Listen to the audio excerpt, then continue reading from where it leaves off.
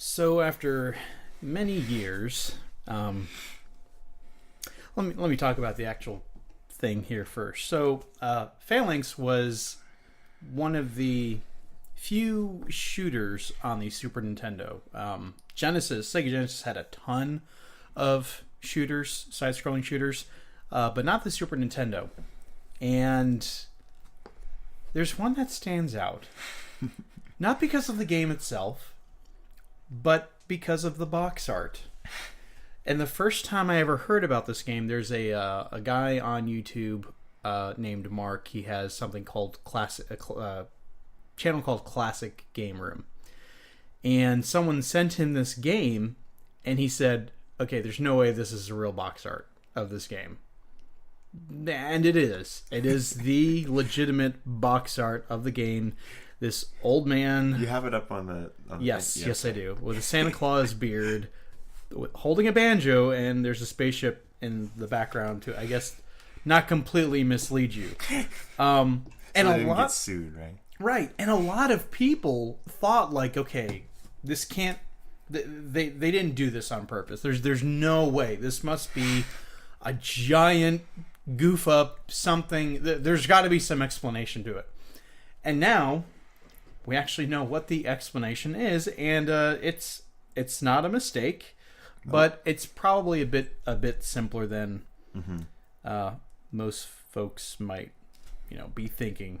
So, Matt Gus, I believe, is one of the people who was responsible for the marketing for Phalanx, and I believe it was him and someone by the last name of Campbell, who were head of the marketing, and they were trying to figure out, how do we make this game stand out?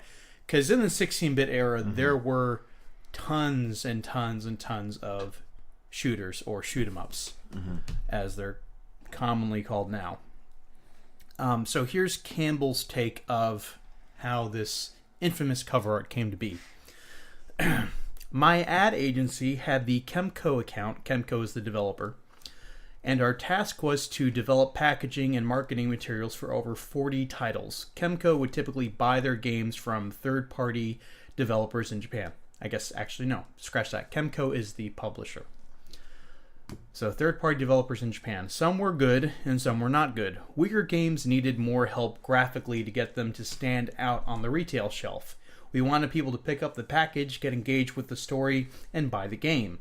The package was also used to help Chemco sell the game to retailers, so it had to make the buyers think the game would sell at their stores, like Walmart. Most of the games back then were in a look-alike category, same genre, same kind of graphic. Nothing to differentiate them from each other. Keith was not a gamer, and in fact, none of us were in our agency, but Keith was a brilliant idea guy and always was. We knew the game didn't have a lot to offer, but we wanted to make the package arresting. Keith called this kind of thing the heavy factor. If we couldn't do anything else, we try and get the potential purchaser to stare at the package and try and figure out what just happened. Today it might be called a WTF moment. So Keith could have done some predictable spaceship shooting nonsense that would have been like every other game out there, or he could create a story that would make people stop and think about it. And I guess it's proof that was a good idea because people are still thinking about it. Phalanx was a very average game with an unexpected cover design. It needed a great / weird idea to stand out from the crowd.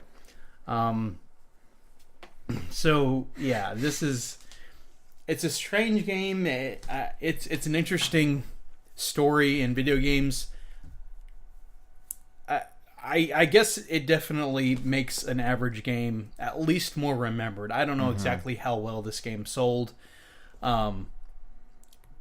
Probably significantly more than what it would have, Yeah, otherwise, because let's face it, you got a guy holding a banjo on the cover, makes you raise an eyebrow. What is a guy playing? I just imagine seeing this. What does a guy playing banjo have to do with shooting spaceship? Nothing. Absolutely nothing. What I want to know now that we know that, is about the process of coming up, like, so you want something weird and different, but like the process of coming up with what that is, like sitting around. So we need to make something that'll stand out. So who actually? How do they come up with the idea for? Did they like just like throw? Did they like take? I don't know. Did they like spin a wheel? Did they like write down things and put them in a hat and just like pull them out? Because it's like, maybe let's just get a guy who looks like Santa Claus playing banjo and looking at the camera like he's really confused. Seriously, he's just like, yeah, the look is just the best. Maybe like, they did tell him what this was for. Like, it's for a video game about a spaceship shooting other spaceships. And then he's just kind of like, pardon me? And then they shot the camera. Yeah, he's like, that's great. We need more information still. We need more stories like this in gaming. Like, this is classic stuff. Great.